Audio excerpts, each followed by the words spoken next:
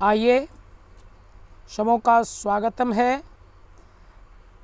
वर्ग अष्टम के हिंदी पाठ अंतर्गत गद्य भाग में दूसरा चैप्टर है। गद्य भाग का यह दूसरा चैप्टर है, लाख की चूड़ियाँ, जिनके कवि कामता नाथ जी हैं, जिनकी जानकारी आप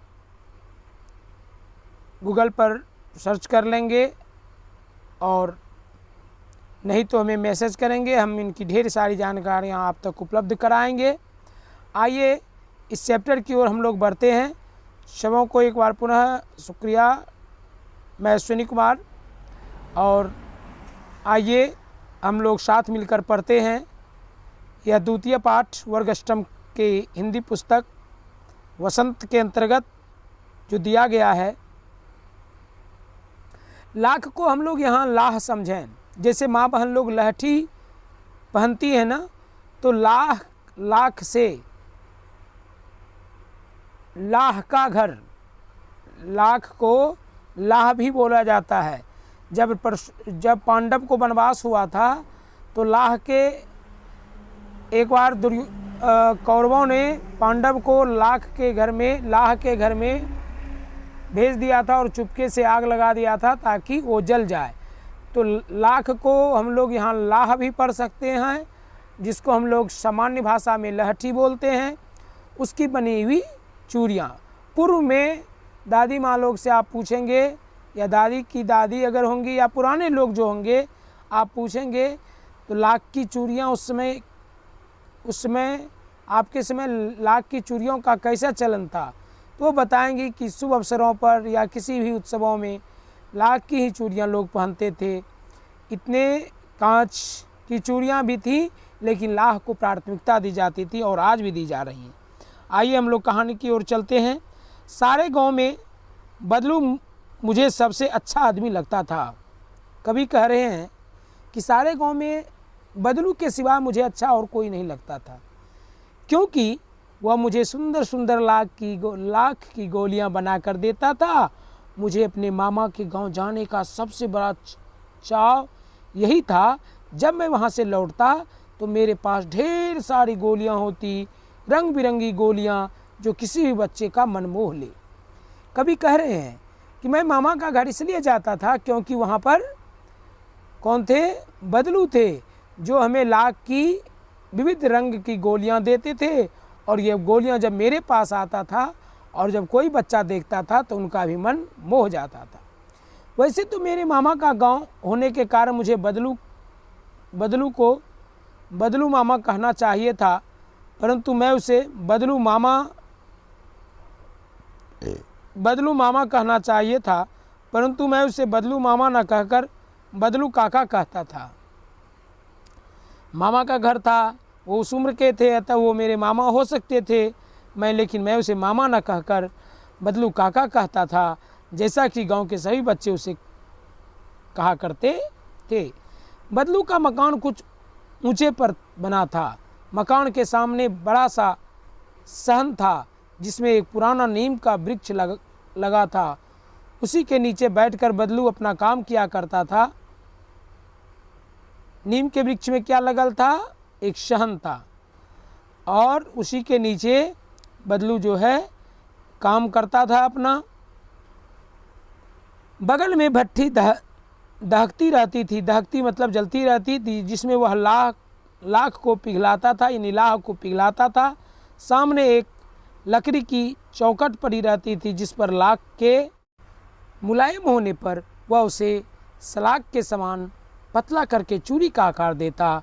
पास में 4-6 विभिन्न प्रकार की बेलन नुमा मुंगेरियाँ रखी रहती, जो आगे से कुछ पतली और पीछे से मोटी होती।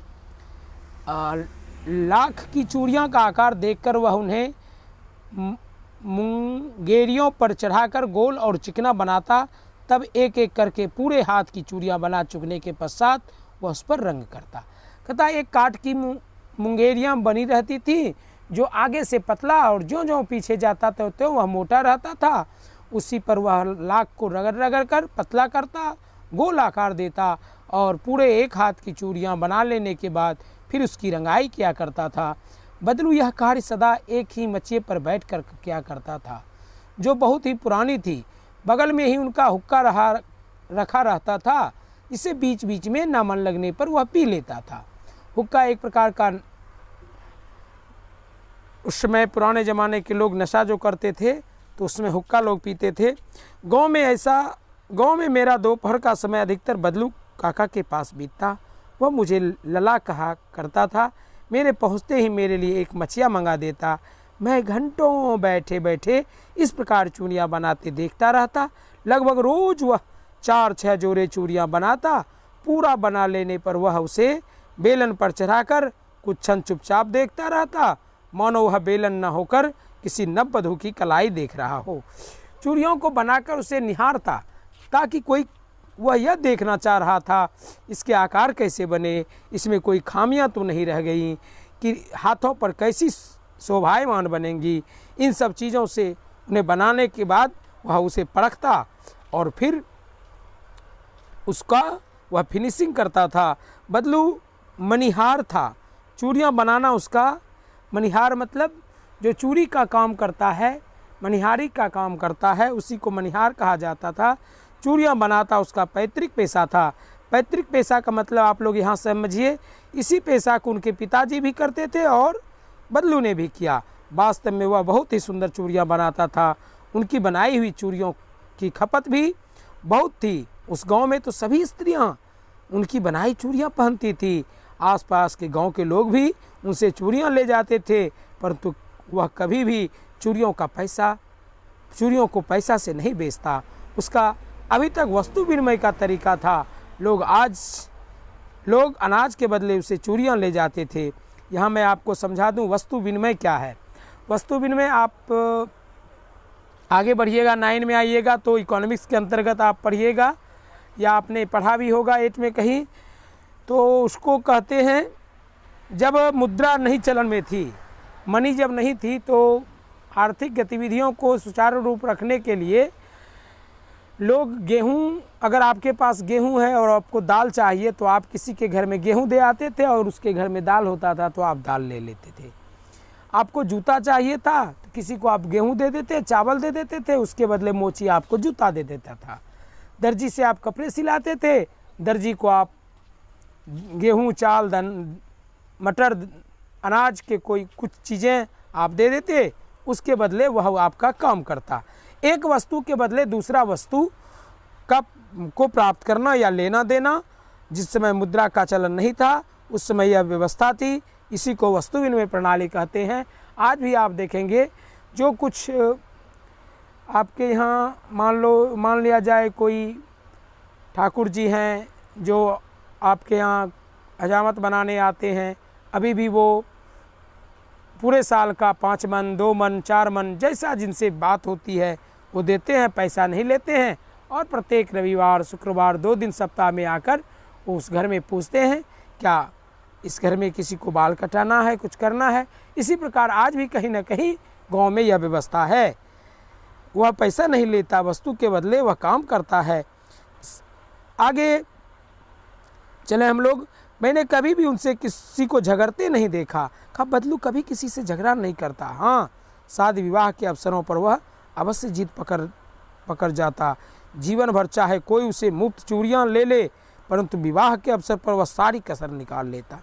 कहता जिस समय किसी की विवाह होती, अगर वह चूड़ियाँ लेता तो उस समय वह कहता आखिर सुहाग के जोड़े का महत्व ही और होता है। मुझे याद है मेरे मामा के यहाँ किसी लड़की के विवाह पर जरा सी किसी बात पर बिगड़ गया था और फिर उसको मनाने में लोहे लग गए थे। अर्थात लोहे लग जाना मतलब बहुत ज़्यादा परिश्रम हो गया था। विवाह में इसी जोड़े का मूल्य इतना बढ़ जाता था कि उसके लिए उसकी घरवाली को सारे वस्त्र मिलते थे, ढेरों अनाज मिलता था, उनको अपने लिए पगड़ी मिलती थी और रुपये भी मिलते थे। आज भी आप देखेंगे शादी के अवसर पर जो कोई आपका, जिसको हम लोग पौनिया बोलते हैं, तो आप दान के बदले उसे अनाज देते हैं, कुछ पैसे भी देते हैं, कपड़े भी देते हैं और जो वस्तु लेते हैं उसका पैसा तो आप देते ही हैं, लेकिन इस अवसर पर आप उसको वस्त्र भी देते हैं, भोजन की सामग्री देते हैं। तो इसी प्रकार बदलू शादी के अवसरों पर कोई कसर नहीं छोड़ता और जहाँ तक होता उस घर से वह वसूलता था।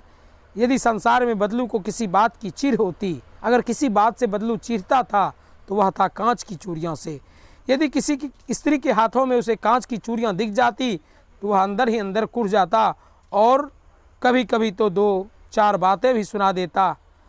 अरे बड़ी आई है चमक ढमक करने वाली, कांच की चूड़ियाँ पहनती है, संस्कार है अपना। अरे लाख की चूड़ियाँ पहनो, लाख की चूड़ियाँ पहनो, नराई कलाई कोमल रहती है और इससे किसी प्रकार का डर नहीं है कटने का। मुझसे तो वह घंटों बात किया करता, कभी मेरी पढ़ाई के बारे में पूछता, कभी मेरे घर के बारे में और कभी यूँ ही शहर के जीवन के बारे में पूछता।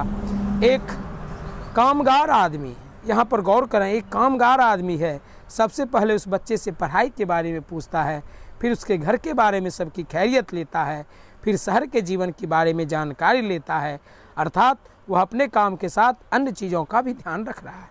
मैं उनसे कहता कि शहर में सब कांच की चूड़ियाँ पहनते हैं, तो वह उत्तर देता, शहर की बात और है लला, वहाँ तो सब कुछ होता है, वहाँ तो औरतें अपने मर्द का हाथ, यही मचिया है और ये खाट है। ये मचिया जब वो कभी आते थे कामता प्रसाद जी तो बदलू उन्हें बैठने के लिए देते थे और पीछे नीम की गाछ जहाँ पर उनकी भट्टियाँ चलती थी और वो काम करते थे। आप इस चित्र में देख लें, आगे पढ़ दें। वो पकड़कर सड़कों पर घूमती हैं। कहता अरे लला, कभी को वो लला कहते थे। कहते अरे लाला, शहरों में तो लोग मर्दों के हाथ पकड़कर घूमते भी हैं और फिर उनकी कलाइयाँ नाजुक होती हैं ना, लाख की चूड़ियाँ पहने तो मोच ना आ जाए। कहता लाख की चूड़ियाँ थोड़ी भारी होती हैं और वो पहनेंगी तो मोच आ जाएगा ना, व्यंग करता है। कभी कभी बदलू मेरी अच्छी खासी खातिर भी करता। जिन दिनों उनकी गाय दूध देता वो सदा मेरे लिए मलाई बचा कर रखता और आम की फसल में तो मैं रोज़ ही उनके यहाँ 2-4 आम खा जाता। कहता जब गाय दूध देती तो वह मक्खन मारकर दूध पिलाता और जब आम आ जाता तो उनके यहाँ 2-4 आम हम खाते थे। कभी बदलू के यहाँ पूरा अपना जीवन जैसे बिताया है उनकी परिचर्चा यहाँ है। परंतु इस सब बातों के अतिरिक्त जिस कारण वह मुझे और अच्छा लगता था, वह लगभग रोज़ वह मेरे लिए 1-2 गोलियाँ बना देता था। अर्थात चूड़ी बनाने के क्रम में जो शेष बच जाता था तो कवि के लिए, कामता जी के लिए वह गोलियां बना देता। जैसे हम लोग कांच की गोलियां खेलते हैं ना, गुल्ली जिसको बोलते हैं, उसी प्रकार वह उनके लिए गोलियां बना देता। कभी कह रहे हैं मैं बहुधा हर गर्मी की छुट्टी में अपने मामा के यहाँ चला जाता और 1-आध महीने वहाँ रहकर स्कूल खुलने के समय तक वापस आ जाता। परंतु 2-3 बार ही मैं अपने मामा के यहाँ गया होऊंगा, तभी मेरे पिता एक दूर शहर में बदली हो गई। कहा मैं 2-4 बार गया गर्मी की छुट्टियों में, उसके बाद मेरे पिताजी की बदली हो गई और एक लंबी अवधि तक मैं अपने मामा के गांव ना जा सका। तब लगभग 8-10 वर्ष के बाद जब मैं वहां गया, कहता इतने क्रम में 8-10 वर्ष हो गए मामा के यहाँ जाए हुए चुका था। लाख की गोलियां मेरे रुचि में नहीं रह गई थी, अतः गांव में होते हुए भी मैं कई दिनों तक मुझे बदलू का ध्यान ना आया। इसी बीच मैंने देखा कि गांव में लगभग सभी स्त्रियां कांच की चूड़ियां पहनते हैं। बिरले ही हाथों में मैंने लाख की चूड़ियां देखी।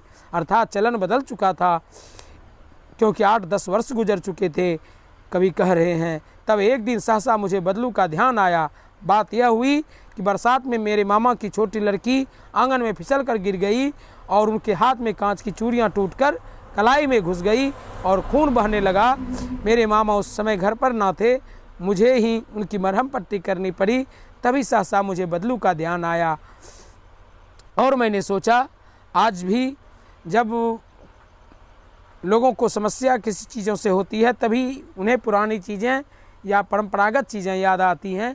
आज जब देश में बहुत संक्रमण है, महामारी फैला हुआ है, तो आज उबरने के लिए, आर्थिक व्यवस्था को सुदृढ़ और देश की विकास रथ को आगे बढ़ाने के लिए माननीय प्रधानमंत्री और मंत्रिमंडल, सभी पार्टी और देश के तमाम विद्वान, चिंतक, अर्थशास्त्री, विचारक का एक वक्तव्य है, उनका कथन है। आरएस के विद्वानों, परम पूजनीय मोहन भागवत जी, अन्य देश के समस्त सज्जन और विद्वानों का, सबों का यही मत है कि इस समय आर्थिक व्यवस्था को सुदृढ़ करने के लिए हमें परंपरागत जो कुटीर उद्योग है, स्वावलंबन जो अपने देश के अंतर्गत जो उद्योग है, उसी पर हमें कायम रहना चाहिए और स्वदेशी का अधिक से अधिक इस्तेमाल करें। फर्टिलाइज़र जो विदेशों से आता था उस जगह पर हम हरे खाद का प्रयोग करें। तो कहा जाता है जब परिस्थितियां ऐसी होती हैं तो हमें पुरानी चीज़ें याद आती हैं, और उस समय कांच की चूड़ियां हाथों में गिर गई और अचानक कवि को याद आया कि बदलू का ध्यान आ गया, उनसे मिल आऊं। अतः शाम को घूमते घूमते उनके घर गया। बदलू वहीं चबूतरे पर नीम के नीचे खाट पर लेटा था। नमस्ते बदलू काका, मैंने कहा। नमस्ते भैया।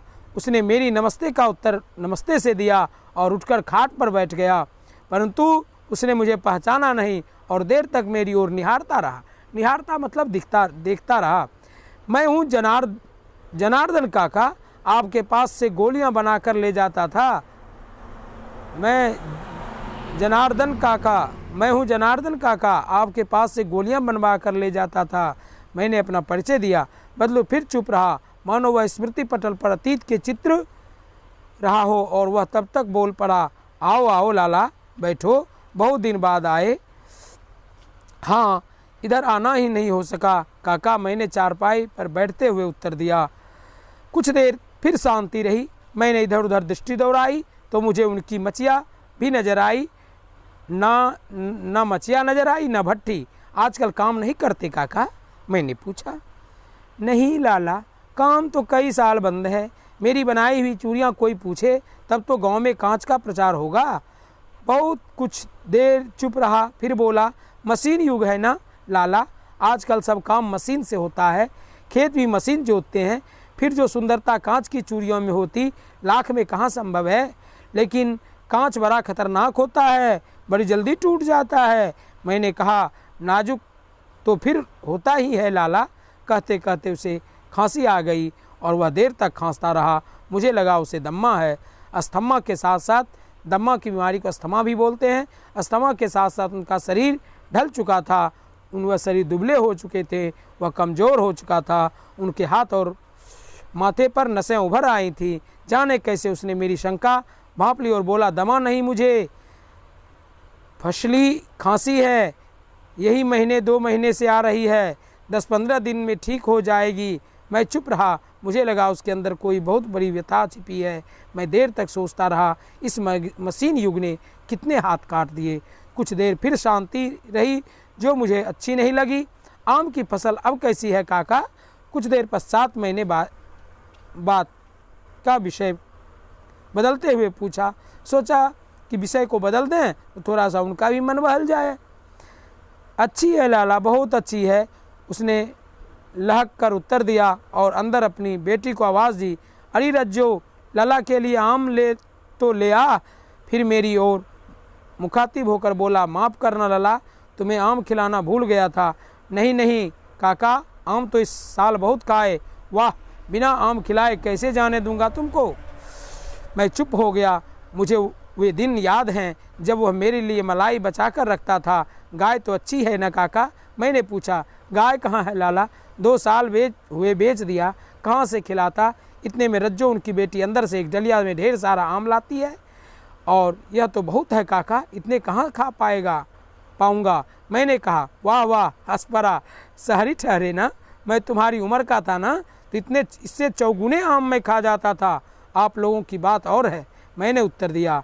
अच्छा बेटी, लला को 4-5 आम छांट कर दो, सिंदूरी वाले देना, जो पके पके पीले और लाल हैं। देखो लाला कैसे हैं, जैसे लाला दिखते हैं वैसे इनको आम दो। इसी साल यह पैर तैयार हुआ। रज्जो ने 4-5 आम उंगली में लेकर मेरी ओर बढ़ा दिया। आम लेने के लिए मैंने हाथ बढ़ाया तो मेरी निगाह एक क्षण के लिए उनके हाथों पर टिटकी। गोरी गोरी कलाइयों पर लाख की चूड़ियाँ बहुत फब रही थी। फबना मतलब बहुत सुंदर लग रहा था। बदलू ने मेरी दृष्टि देख ली और बोला, यही आखिरी जोड़ा बनाया था जमींदार साहब की बेटी के विवाह पर 10 आने पैसे मुझको दे रहे थे। मैंने जोरा नहीं दिया, कहा शहर से ले आओ। मैंने आम के लिए और खाकर थोड़ी देर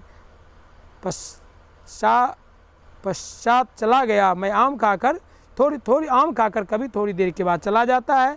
मुझे प्रसन्नता हुई कि बदलू ने हार कर भी हार नहीं मानी। उनका व्यक्तित्व कांच की चूड़ियों जैसा न था, आसानी से टूट जाए।